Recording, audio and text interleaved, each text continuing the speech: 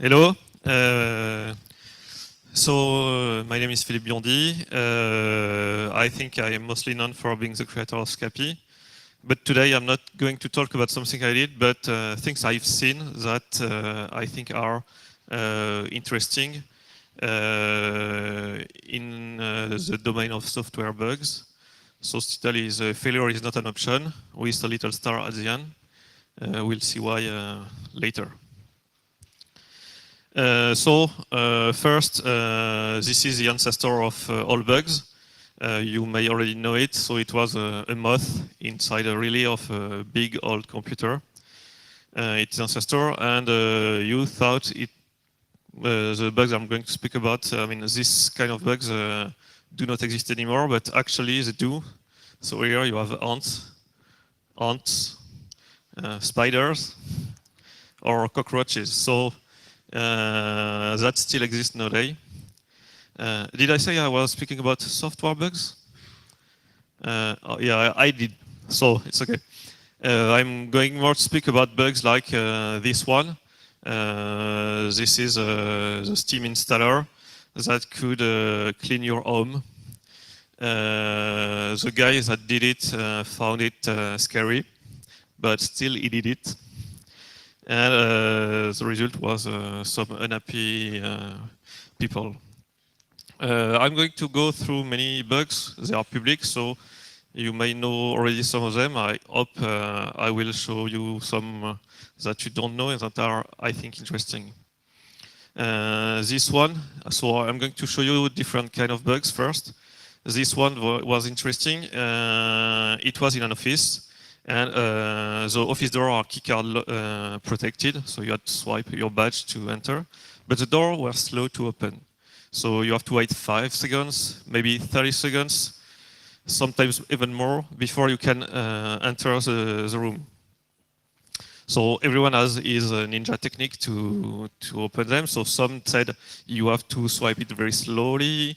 Others say, no, you have to swipe it very quickly. Some others say, no, you swipe once and then you wait. Others say, no, you have to. And some tried standing on one foot or whatever. The result was always the same, you had to wait. So one day, an employee stayed late and alone in the office, and he heard clicks of doors being unlocked.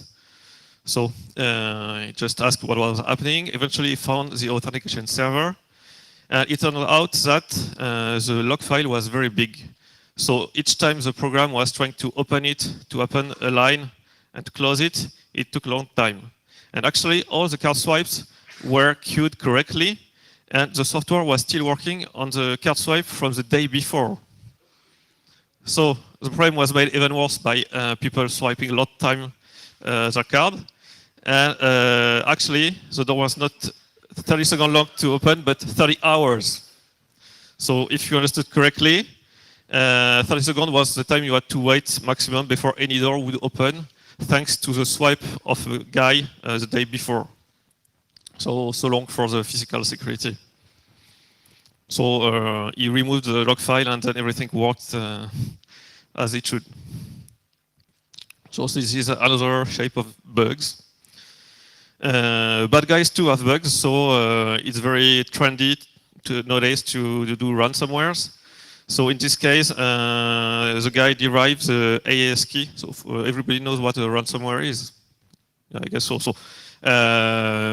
He derives the AES key and IV from libc runs. So it's not a very good idea for the entropy. And he seeded it with the current timestamp. So it's even worse. And it means that you can recover the key from the file creation time, and you don't need to pay the ransom. So this is nice for when you are a victim. There is another one. The author wanted to simplify his task of managing many keys, so he decided everybody will have the same AES key for all these files. So the ransomware encrypted the file and did not store the key because it was the same everywhere. The author of the ransomware kept the key he used everywhere, and that was it. Except that a programming error made the key actually random. So no way to recover the file. Too bad. Another one, this one I like it a lot, so maybe I have already presented it to some of you. It's RC4 implementation error. So here RC4, you have a state that you initialize, and you scrabble it with the key, and the scrabble is done by exchanging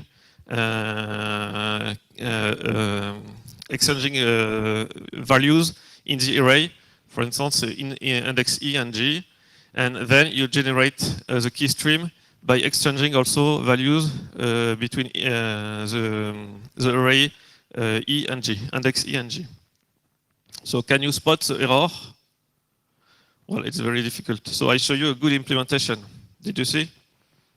Okay, so this is what changed. This is on the variable swap. So this is a classical way to make a variable swap. But when you are an experimented programmer, what's the point of being experimented if you do it the way you learn it in school?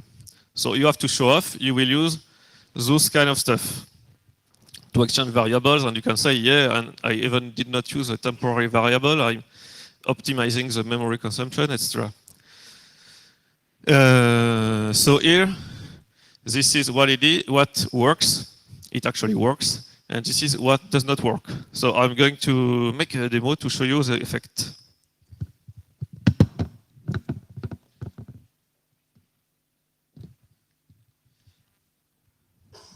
Okay, so here I have a working RC4 implementation that will encrypt Cuckoo, and you see it's encrypted.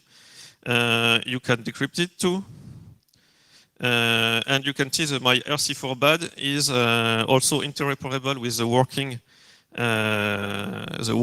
version. And you see also it's encrypting correctly. And now I'm going to look at what a random an encrypted stream looks like. So I'm going to echo a lot of capital A and encrypt them with the good RC4 program. So you see something encrypted, okay? Now I'm going to do the same thing with, do you see it, RC4 bad? And not to go sufficiently slowly, I'm going to use less as pager. So you see, RC4 bad also encrypt. But if we wait a bit, don't you have a strange impression? No? Is it coming? So at some point, the plain text begin to appear.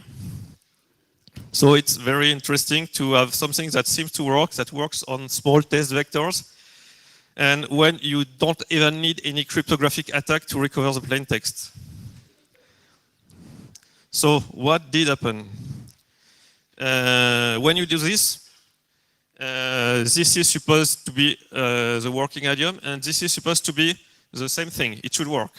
But actually, it's not the same thing. Here you have variables, here you have an array with indexes.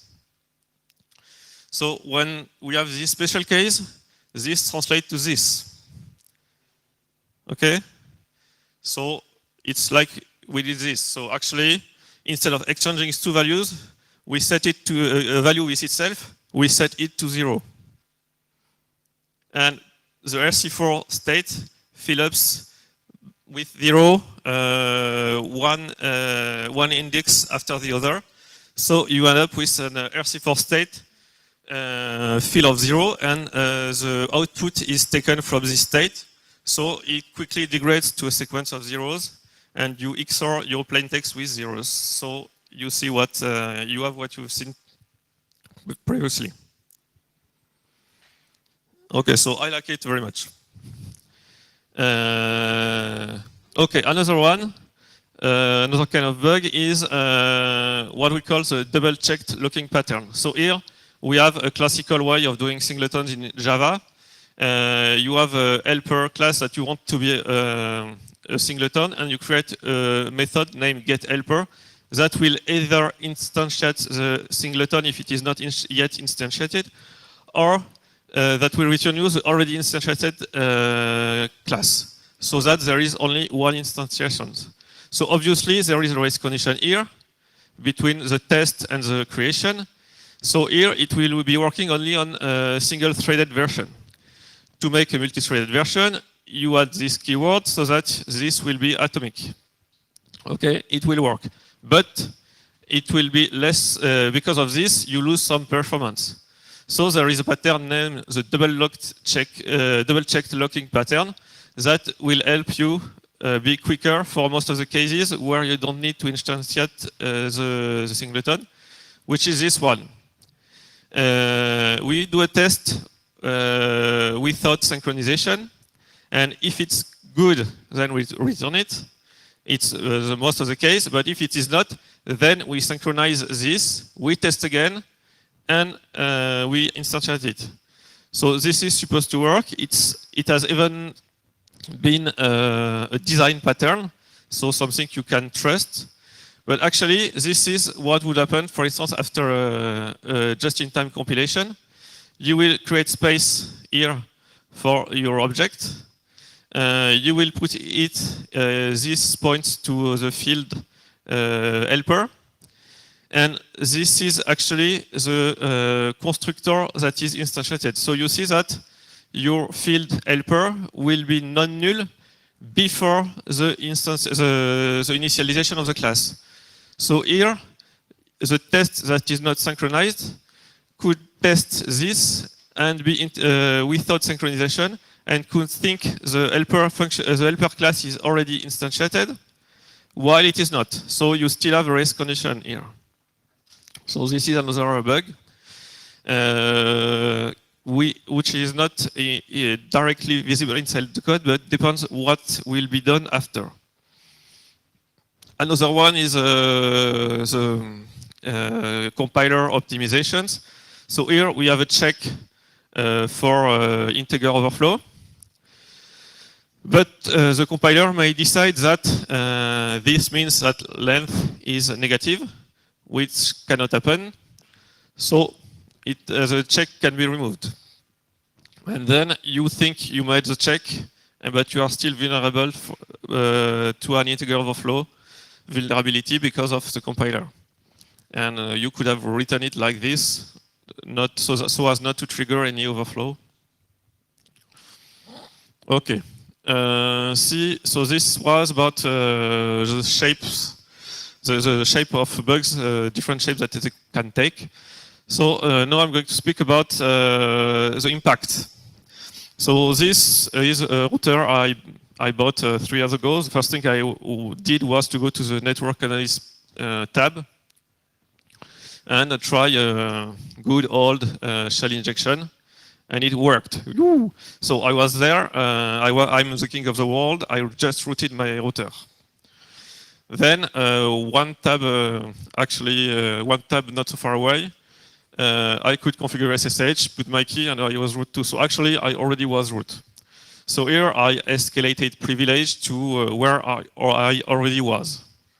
So it was useless. Well, it's a bug. It deserves to be fixed, but I did not gain anything. On the contrary, this is a textbook case of buffer overflows. It's an old CVE on whois. So you see the patch, sprintf becomes snprintf on the argument. So it's straightforward. So it's a whois is a non-privileged program, not SUID. It means that actually if you use it, if you exploit it, you escalate your privilege to where you already are. And then you think again, and what about all the websites proposing a whois service that actually is a CGI calling whois? Here you escalate your privilege from anonymous web client to a local shell. So here it seems there was no impact, but there was. Another case that was where it was very hard to analyze the impact was shell shock. So if you remember the bug, you had a bash that allows attacker to execute commands through specially crafted environment variables. The impact obviously was a web server using CGI script that called bash. But you also had OpenSSH that was impacted because if you were a restricted user, you could bypass the force command with the SSH original command.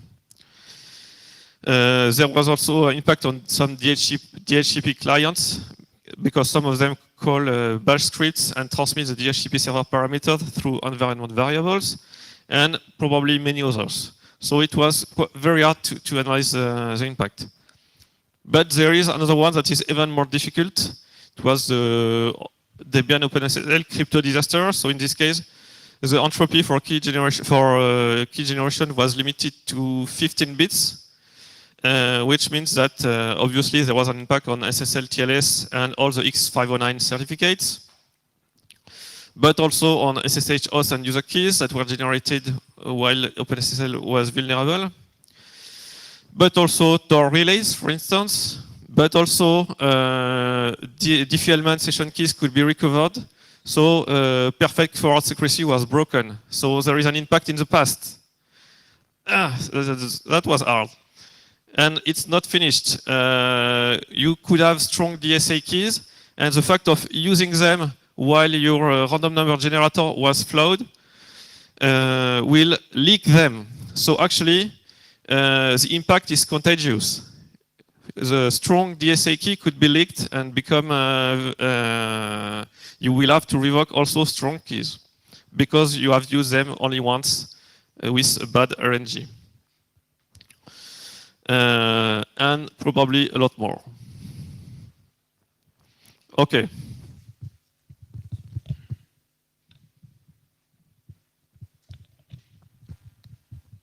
Okay, so here I have a small part on what we can do to avoid or to find bugs. So we have best practices like software configuration management, version control, bug tracker, coding style. So you all know about this.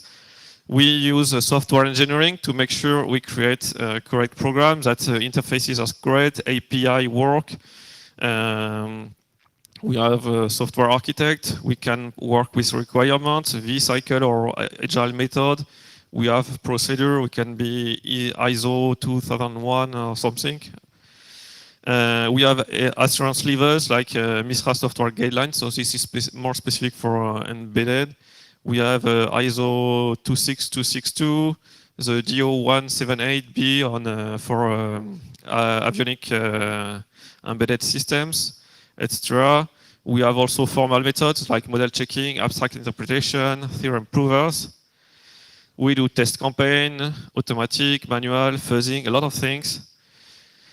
We have certifications like common criteria or the DO178C, etc. We have a lot of things, but bugs still happen. For instance, the USS Yorktown was a ship. In 1996, it was used as a smart ship program testbed. It's like a smartphone, but with a ship. And so they put 27 Pentium inside it, and it becomes smart. 1997, a crew member entered a 0 in the database field. Division by 0. Crash all computers, propulsion system fails, and the ship is dead in the water for 3 hours. Yes, only for a 0. Not very smart. F-22 Raptor, first flight from Hawaii to Japan, all system crashed when crossing latitude 180. You know, it's an international date line. So you go from 180 to minus 180. And everything crashed, no more navigation. So they had to follow their tankers to go back home. This one is quite well known, Mars Climate Orbiter. One team used English units, the other metrics unit. There is no need to say more. So it crashed. This one is about a Patriot missile. The time was tracked by 0.1 increments, but there is no exact representation in binary floating point. It means that the time tracking slowly drift. And in 100 hours, the drift was 1/3 of a second, which is equal to 600 meters at a missile speed. And it means he could not follow his targets. And it happened that he missed one Scud missile that make 30 dead people because of this. The workaround until it was fixed was to reboot the system regularly. There is a similar one for the 787. So there was a communication saying that if he is up for 248 hours, which is not a normal operation situation, but still, you can lose all alternating current electrical power due to generator control units simultaneously going into fail-safe mode. And 248 days, it's 2 at the power 31 hundredth of second. So is it a coincidence? This one is less fun. It's the Therac 25. It's a radiotherapy machine used in the 80s. It was a VT100 terminal connected to PTP11. It's quite old technology. And you had two modes, direct low energy beam or X-ray mode using a high energy electron beam hitting a target that will create X-ray. And this is what could happen. And it's not good. So it was a very big engineering failure. First, you had no hardware interlocks to prevent high energy mode with two targets. Previous models had it, but this time they said software is sufficient to be sure that this never happened.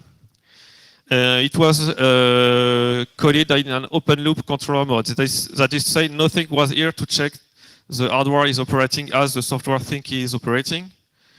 There was some error, like a flag that was set by incrementing and decrementing it. And it means that sometimes you set it, but it overflows, so actually you just resetted it. So it's bad. And one of the difficulties was to reproduce the case where there was a problem. And it was when hitting X to select X-ray, then you say, oh no, I wanted electron. So arrow up, E, okay, electron, enter, and B to beam on. If you do this in less than 8 seconds, 8 seconds is the time for the target to go under the beam, then you will actually be in without the target and with the high energy mode selected. And it did not happen in tests, but when the operators get more used to the machine, they were quicker and quicker to operate it, and this began to happen. And this step displayed a malfunction 54, which was not documented. So the operator pressed P to proceed anyway. And also, when they saw that something strange happened, the vendor always denied that overdose could be possible because of the so many safe locks they made in the software. So it also took a lot of time because accidents happened in at least 3 places. They could not help each other to prevent it because of information sharing was not sufficient. And this one also is a big failure, is a Toyota unintended acceleration. So it's a very nice euphemism because I think it was like 90 deaths and several injured. So you had a lot of problems in the process and in the processor running the car.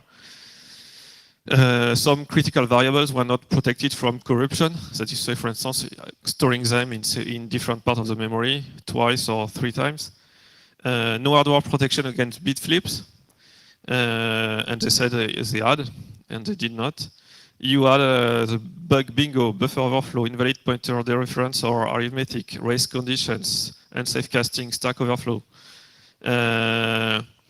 The cyclomatic complexity, which is a measure of complexity of a function using the control flow graph of the function, was rated at over 50. 50 is the limit for, we say that over 50 it's not testable because you have too many branches, too many cases to test.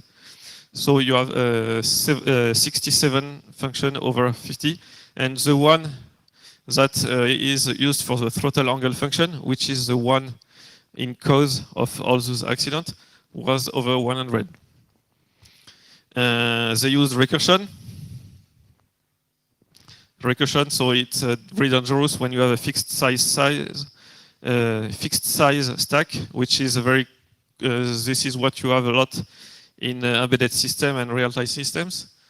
And they also failed the worst case stack depth analysis. So you had stack overflows. They made a watchdog that monitored only one task out of the 24 running, and this one was useless. So any one of those one could die. It did not reboot anything. And there are a lot more. So if you want to spend some time, you can read those slides. Very interesting. Okay, so why do bugs still happen?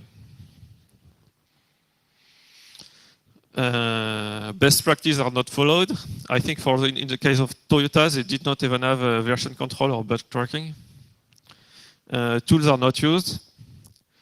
Formal methods did not prevent them because, well, that was a bit unfair from my part because actually they were invented after most of the cases I presented.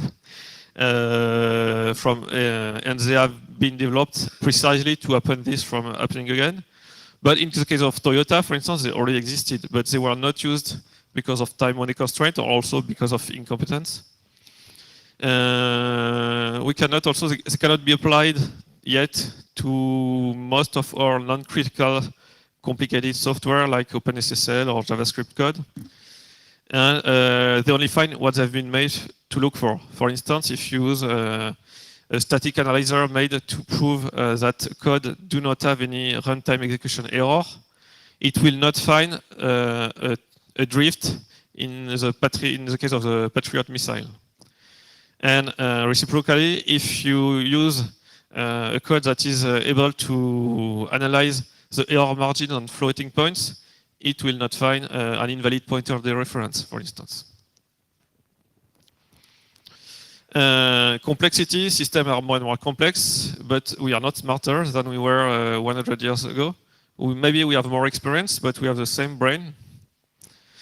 There is a human condition, so we are tired, the mood change, we can have hangover.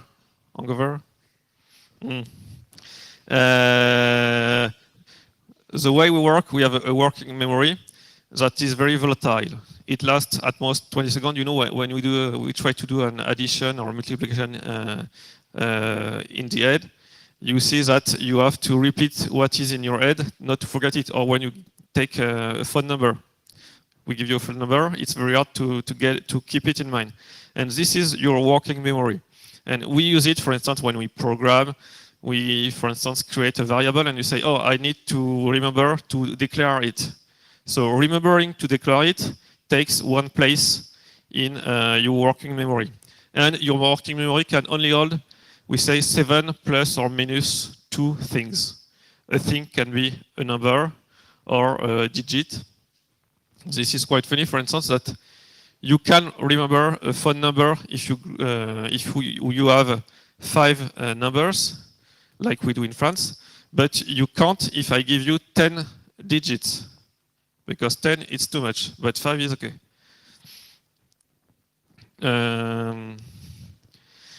To give you an idea, this woman, she has a plate and a drink. And let's say she has 2 working things, which we call arms.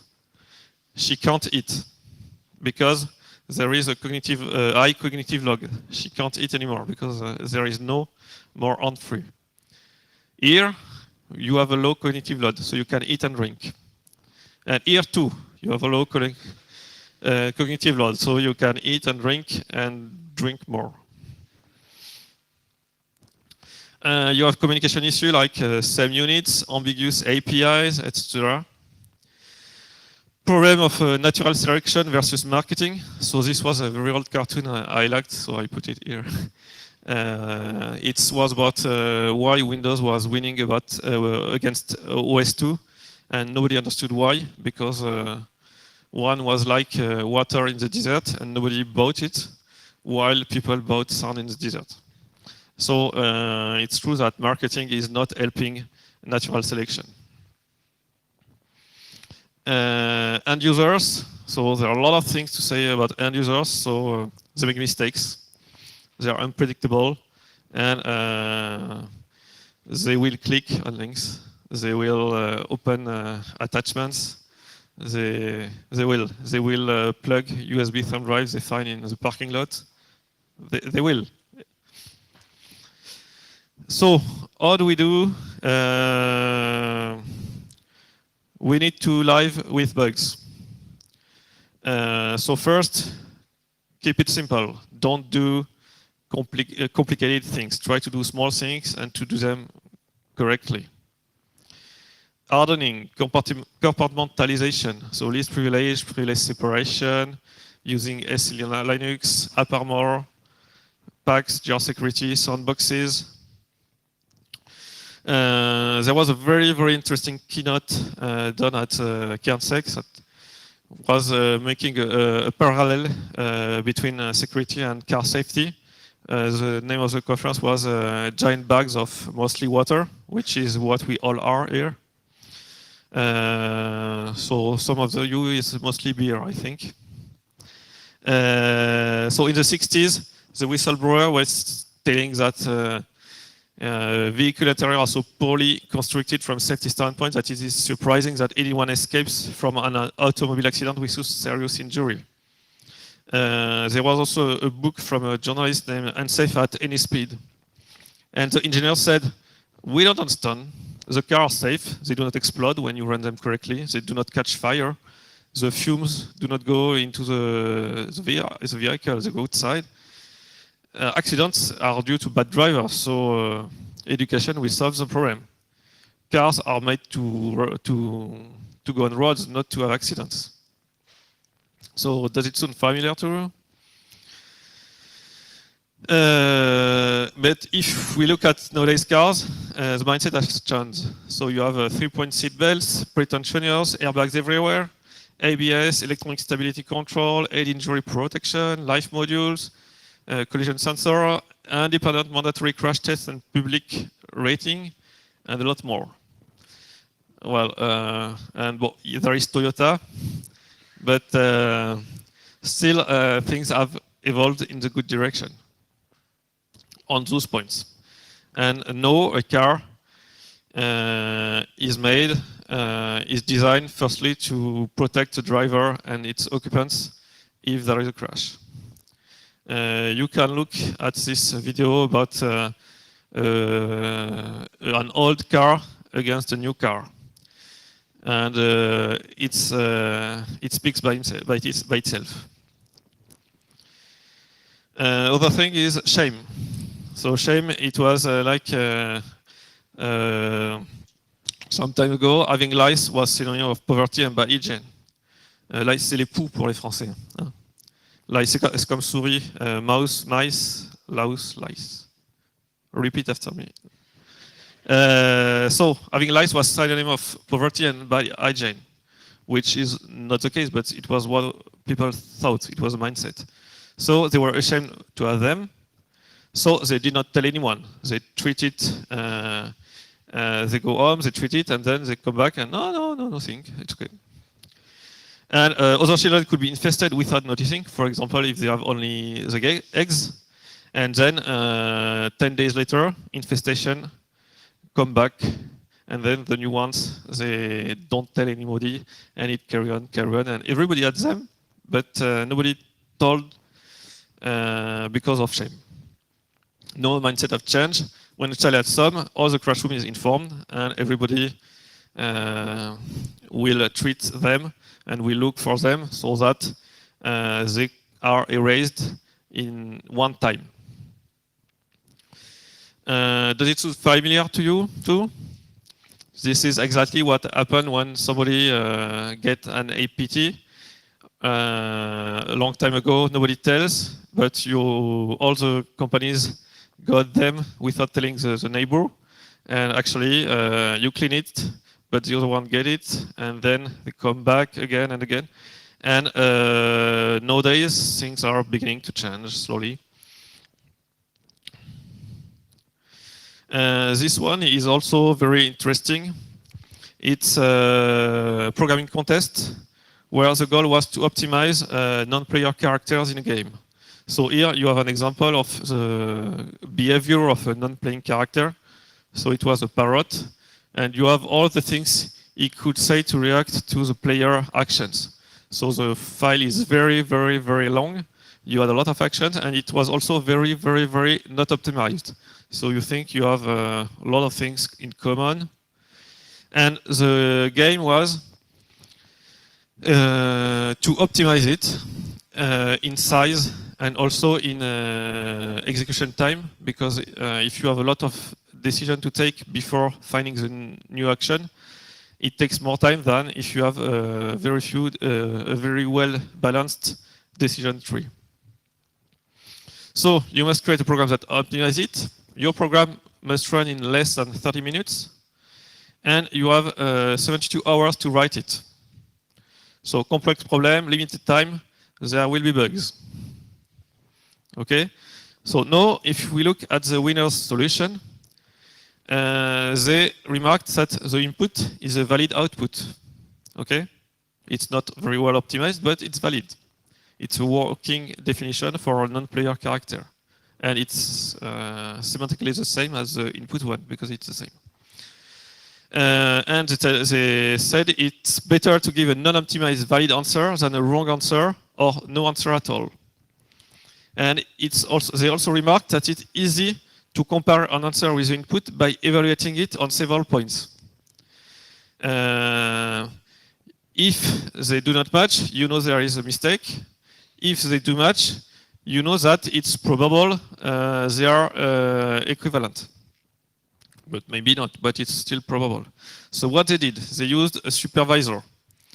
The supervisor initialized a variable with the input, and it runs several optimizers. Each time an answer is proposed, it is tested against the input. If it is correct and better than the current answer, it replaces it. And at 29 minutes and 30 seconds, it outputs the current best answer, whatever is still running. With this strategy, they could code optimizers that were not right always, optimizers that could have bugs, that could crash. The complete program will always be giving an answer that is valid. And I think it's a very good strategy to make sure that your programs go and do their goal. You also have the story of the chaos monkey. So in the cloud, resilient architecture should handle the crash of machines. And the chaos monkey is a program made by Netflix that runs in Amazon Web Services, and his job is to randomly terminate instances during working hour, so that they always put their resilience procedures to the fire. And this is what I said: the best defense against a major unexpected failure is to fail often. So they always live with instances that are terminated, and they should be recreated. There should be failover, and because it can happen, if something goes wrong, at least it's during working hours. You don't get paged in the middle of the night because something crashed. Okay, conclusion. Defense in depth, everything can fail. Make things that can work in degraded mode. Use supervisors, watchdogs, and think one move ahead. And to conclude, failure is not an option, and the definition of option for me was something that you can avoid. So, in fact, failure is not something that you can avoid. Thank you.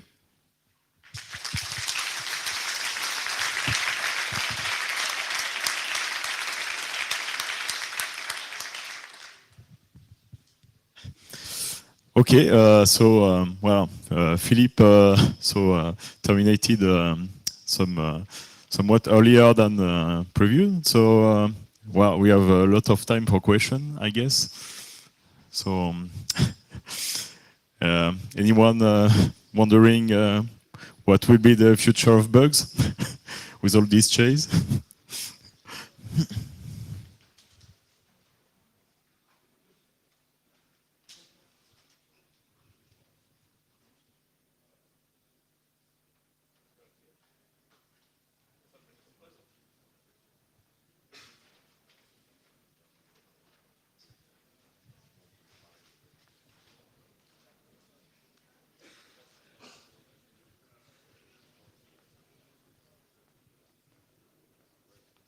Hi.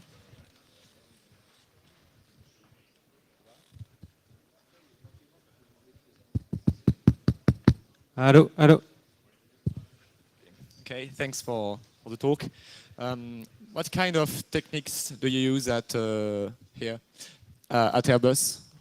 Do you use all the techniques you presented here, or just some of them? Are they all practical in the real life? It depends on what software we are speaking of.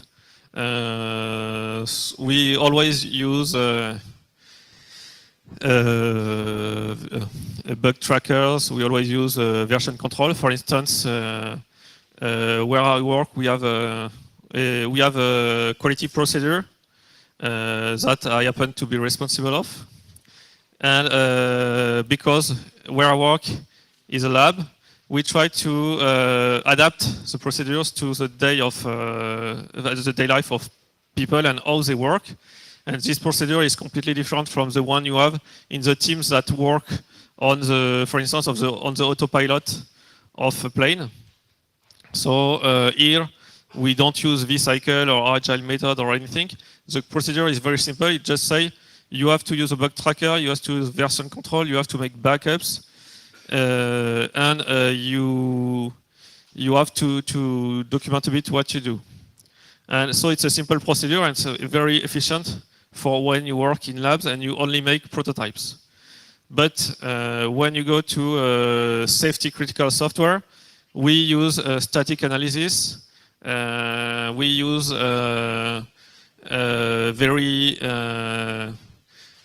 very complicated and very strict requirements. We have to go through certifications like the DO 178, which is very, very strict. For instance, in planes you will find things developed twice with different architectures, etc. Which means that we try to be as safe as possible. And well, I think what is important, for instance, if you apply the same thing in when you do safety critical programs and when you do prototypes, it's quite bad because then people will not apply it. So it's important to adapt the procedure to the place and to the goal of the software you develop. Okay, thanks.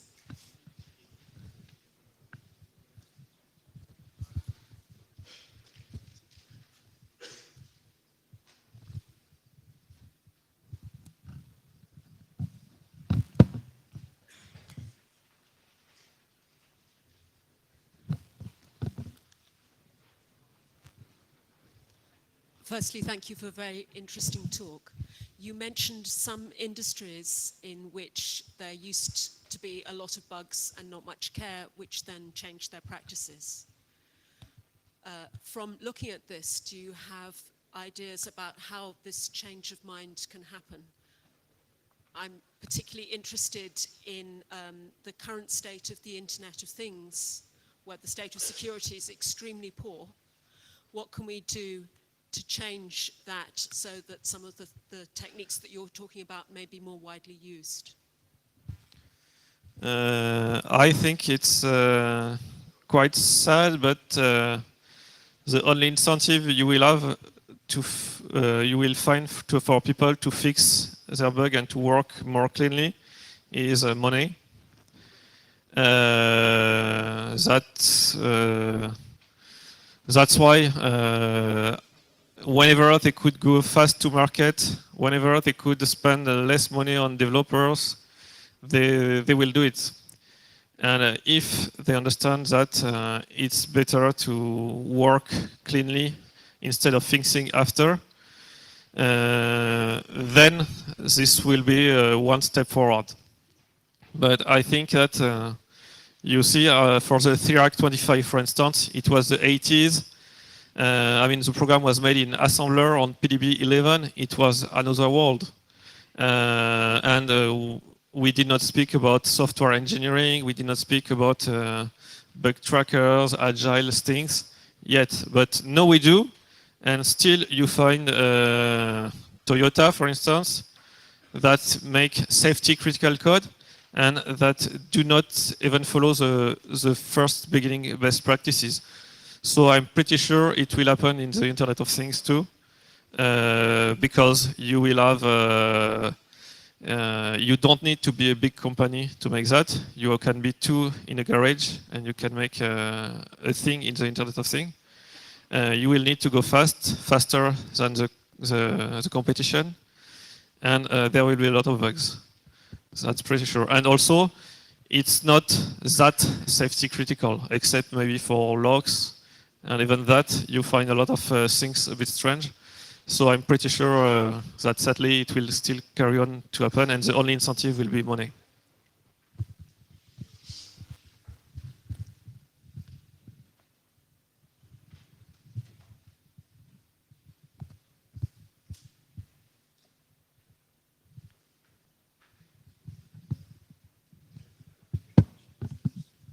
Just a remark. At some point, you said that there was a shift in the car making world, where today making a car that doesn't protect people inside is a bad reputation, gives a bad reputation. Maybe in the future, producing bad code, well, it has started to happen, but still it's in the early stage. But producing bad code at some point may give a very bad reputation, and so maybe that's a way also to avoid this.